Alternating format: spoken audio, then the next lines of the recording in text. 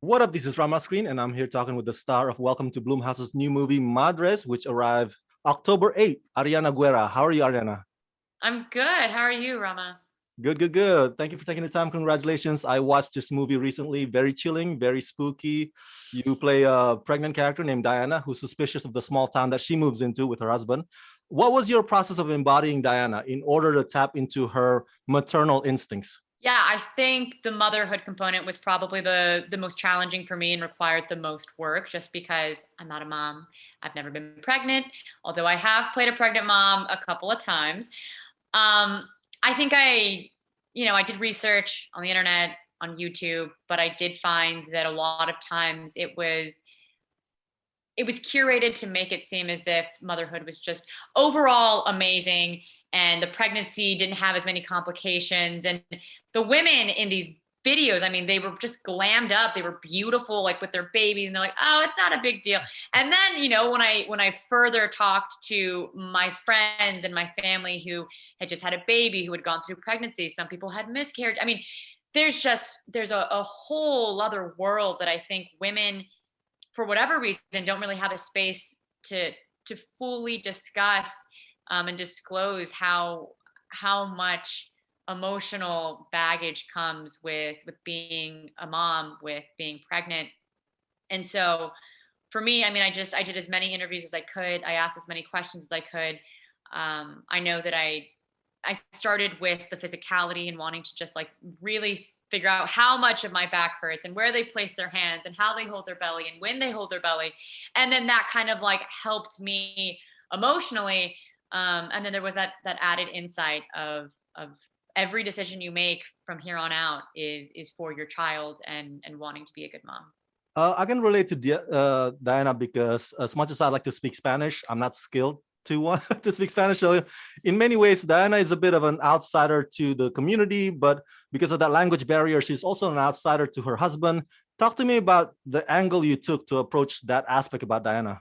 Yeah, I mean, I think that's probably one of the aspects that I connected to the most because I'm Chicana, I'm Mexican American. I did not grow up in a Spanish speaking household, but my parents did. And I'm from a border town where everyone speaks Spanish. So, like, there is this conversational, expected knowledge of Spanish.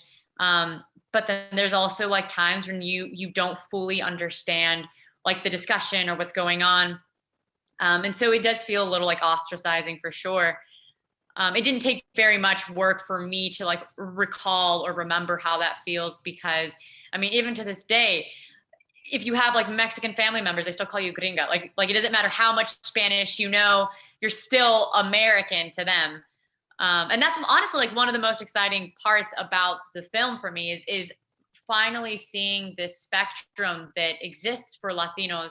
And within our community, you have people that are fluent, people who are from Mexico versus people who are first, second, nth generation who have varying levels of fluency in Spanish and the degree that they like preserve their culture versus how they assimilate. Yeah, it didn't take very much homework, but that's probably my favorite aspect of the film. And finally, this movie brings up the important and heartbreaking issue of eugenics and sterilization. Why do you think it is that the outrage and an outcry over that issue has not been taken seriously by our justice system? And do you hope that this movie would inspire a call to action? I think it still happens because it's not white people that have to deal with it. It's Mexicans. And unfortunately, that's not a priority in America. Um, you know, I hope that this like sheds light and brings insight and like more empathy and understanding for people outside of the community, within the community, and beyond just having the discussion and the dialogue. We actually try to do what we can with what we know and either get involved in our community, be of service of somehow or some way. And I mean, to be honest, I think the reason it isn't discussed and we don't have as much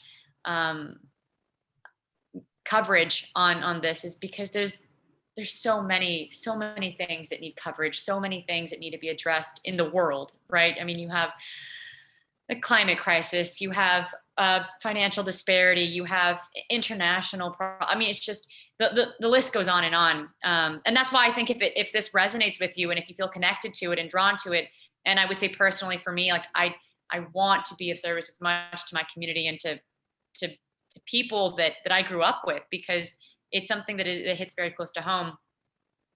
I say take action. Go beyond just watching the film.